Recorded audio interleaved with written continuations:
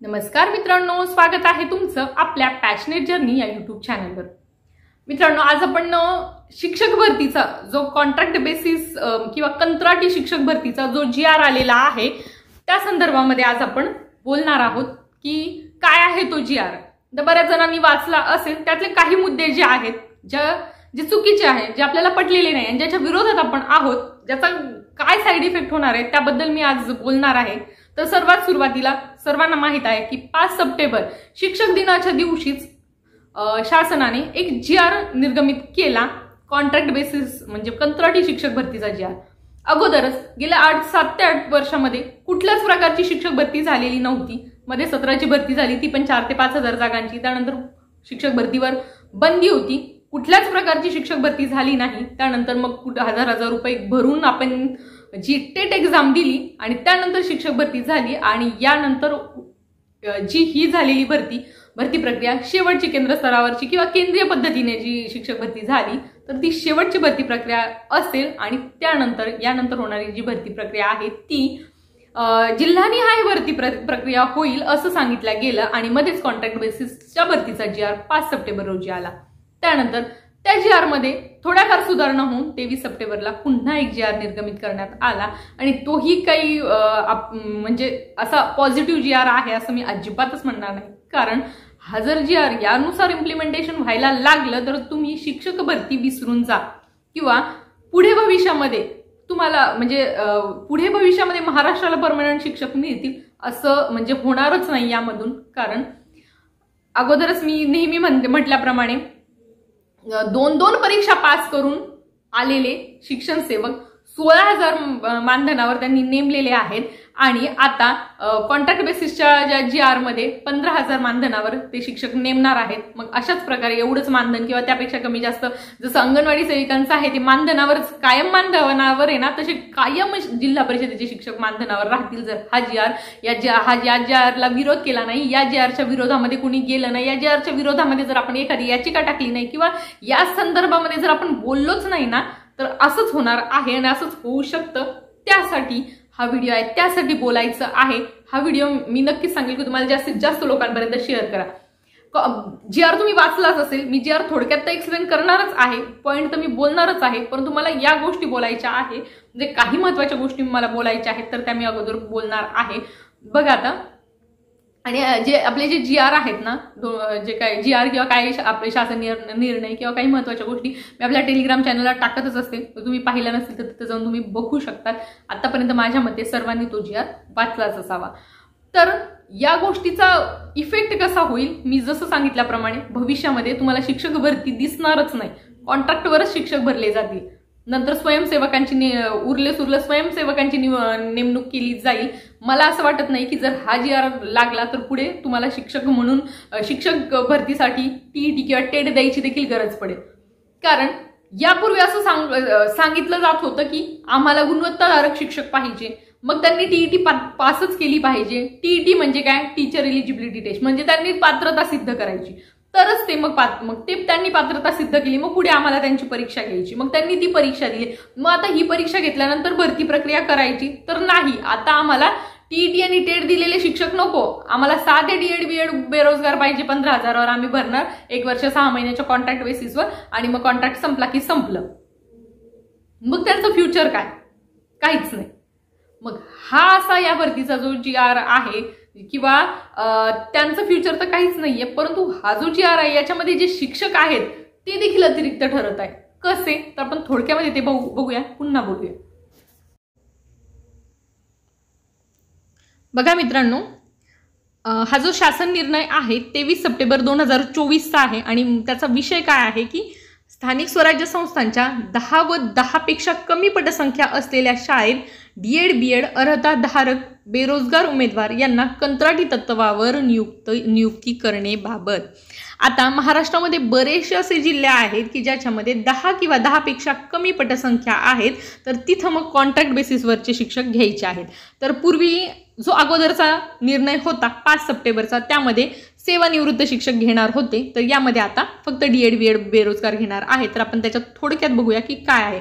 यामध्ये बघा, राज्यात 10 व 10 पेक्षा कमी पटसंख्या असलेल्या शाळांमध्ये नियुक्त करावयाच्या 2 शिक्षकांपैकी 1 शिक्षक हा सेवानिवृत्त शिक्षक नियुक्त करण्याची तरतूद करण्यात आलेली आहे। यानुसार कमी पटसंख्या असलेल्या सर्वच शाळेमध्ये सेवानिवृत्त शिक्षक उपलब्ध होतील असे नाही। तसेच राज्यात DED BED अर्हताधारक पात्र बेरोजगार उमेदवारांची संख्या मोठ्या प्रमाणात असताना सेवानिवृत्त शिक्षकाची नियुक्ती करणे उचित होणार नाही। बरं झालं, फार लवकर कळालं की इथं सेवानिवृत्त शिक्षकाची गरज नाहीये, कमीत कमी DED BED बेरोजगारांना तरी संधी द्यावी। खरं तर तुम्ही म्हणसाल मॅडम दोन्ही बाजूने बोलता, तर हो, जर तुम्ही कॉन्ट्रॅक्ट बेसिसवर घेत आहेत तर मग DED BED बेरोजगारांना घेणं योग्यच ठरेल। मी आधी बोलले की शिक्षकांना ऑलरेडी हे लोक जे आहेत त्यांना पेन्शन आहे, सगळं आहे, पुन्हा त्यांना 15,000वर घ्यायचं का? खरं तर सांगायचं झालं तर खरंच सांगायचं की 50+ काही शिक्षक ॲक्टिव्ह नाही आहेत। आम्ही जवळून बघत आहोत, म्हणजे एज ज्यांचं 50+ झालेलं आहे, सर्वांच्या बाबतीत मी नक्कीच म्हणणार नाही, पण काही अगदीच ॲक्टिव्ह नाही आहे, अगदीच नाही आहे, परंतु त्यांना इतके अशैक्षणिक कामे ते त्याच्यातच गुंतलेले आहेत। मी मागच्या व्हिडिओमध्ये बोलल्याप्रमाणे खूप सारे अशैक्षणिक कामे ते त्याच्यातच गुंतलेले, मग त्यापेक्षा हे बरे। परंतु हे पण यासाठी नको की मग गुणवत्ता कुठे, मग गुणवत्ताधारक भरायचे तर ते कुठे? पण आता दोन्ही बाजू शासनाने असे करून ठेवले की दोन्ही दगडांवर पाय ठेवता येत नाही। यास्तव अशा ठिकाणी संधी दिल्या शिक्षकांचे पद रिक्त न राहता विद्यार्थ्यांचे शैक्षणिक नुकसान होणार नाही। तसेच DED BED अर्हता धारक पात्र बेरोजगार उमेदवारांना शिक्षकीय पदावर काम करण्याची संधी देखील प्राप्त होईल। यास्तव 10पेक्षा कमी पटसंख्या असलेल्या शाळांमध्ये DED BED अर्हता धारक पात्र उमेदवाराची नियुक्ती देण्याच्या बाबतीत शासन ऑलरेडी विचाराधीन होतं। आपल्याला माहिती आहे की शासन कशा प्रकारे विचाराधीन होतं DED BED जे बेरोजगार आहे त्यांची नियुक्ती करण्यासाठी।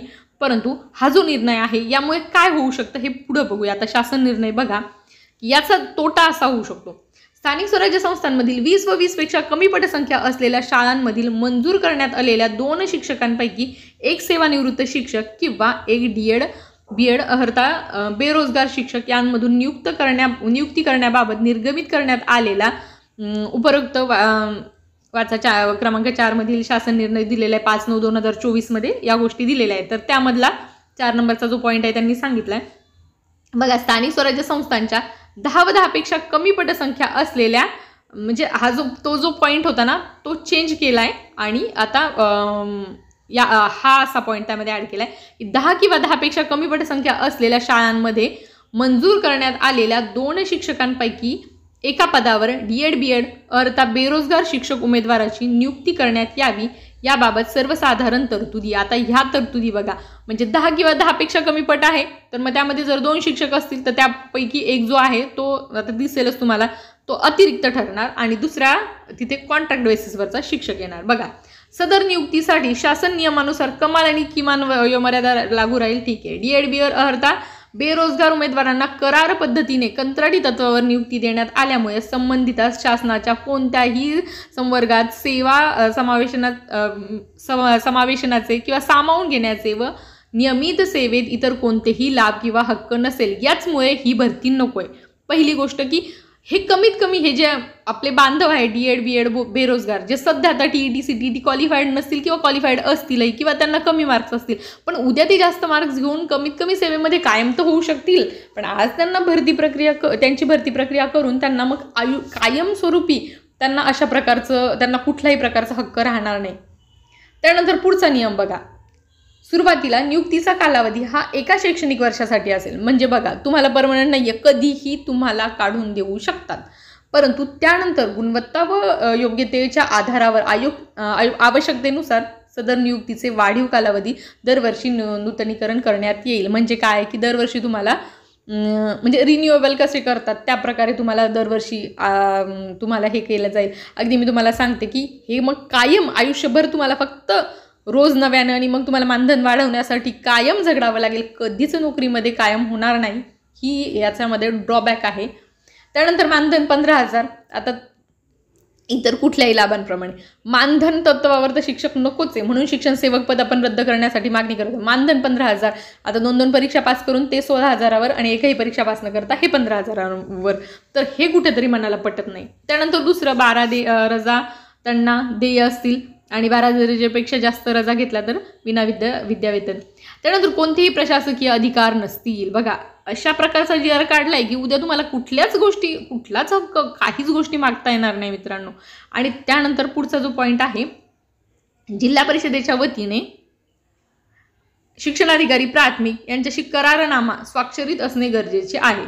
त्यानंतर बंद हमीपत्र, तर नियुक्तीच्या कालावधीत करार पद्धतीने शिक्षकीय पदाचे विहित काम पूर्ण करण्याची जबाबदारी संबंधित व्यक्तीची राहील। आता हे तर आहेच आणि यामध्ये काही हे नाहीये, समजा त्यांचा करार असेल। त्यानंतर बघा, शाळेची पटसंख्या 10 पेक्षा जास्त झाल्यास कंत्राटी तत्वावर नियुक्त करण्यात आलेले डीएड व बीएड अर्हताधारक कंत्राटी शिक्षकाची सेवा नियमित शिक्षकाची नियुक्ती होईपर्यंत सुरू राहील। नियमित शिक्षकाची नियुक्ती झाल्यानंतर कंत्राटी शिक्षकाची सेवा आपोआप संपुष्टात येईल।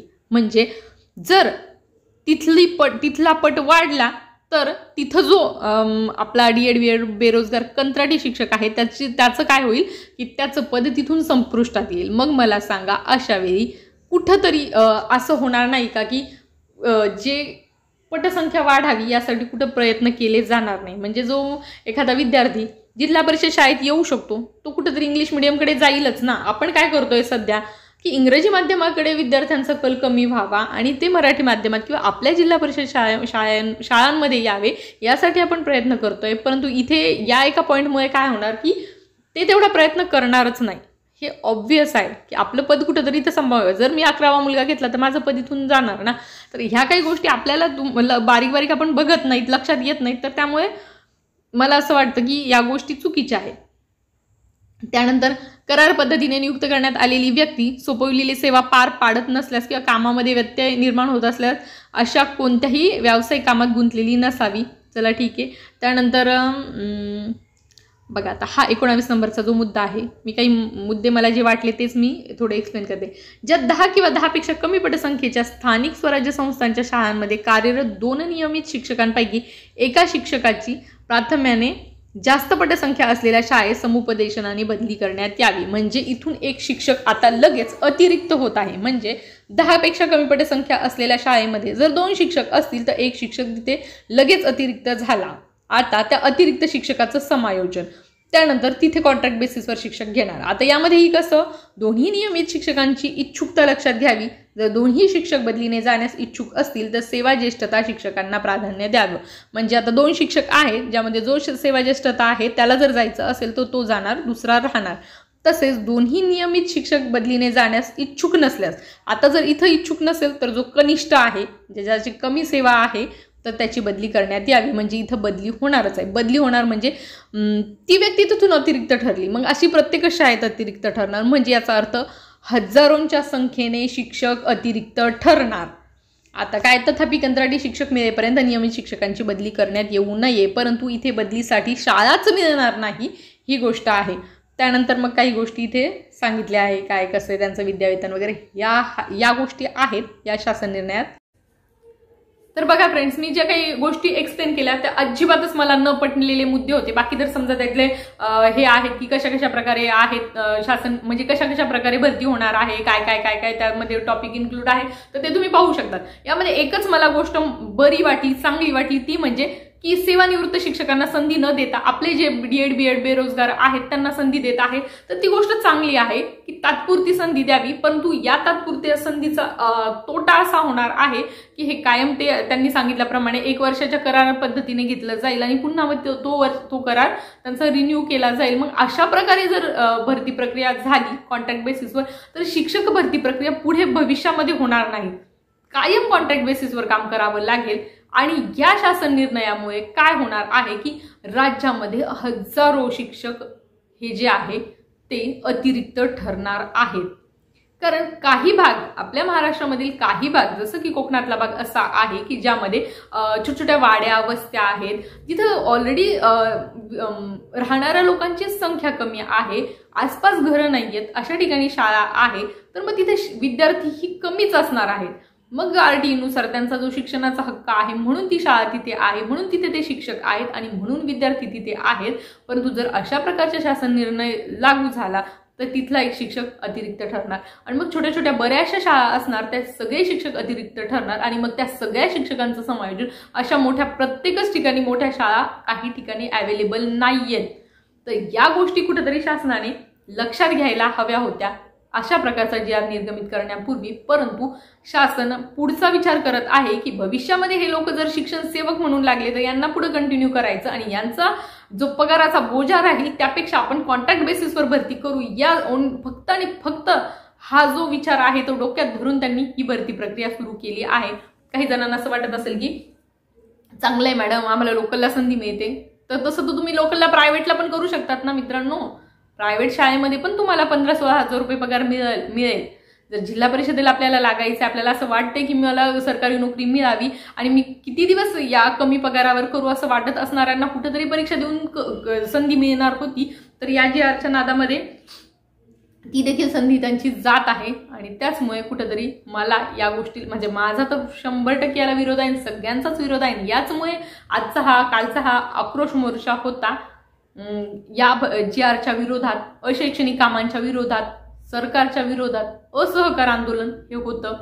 याच गोष्टीमुळे होतं की शासन अशा प्रकारचे नियम काढत आहे ज्यामुळे हजारो शिक्षक हे अतिरिक्त ठरणार आहे. मग त्यांचं समायोजन पुन्हा सगळ्या गोष्टी.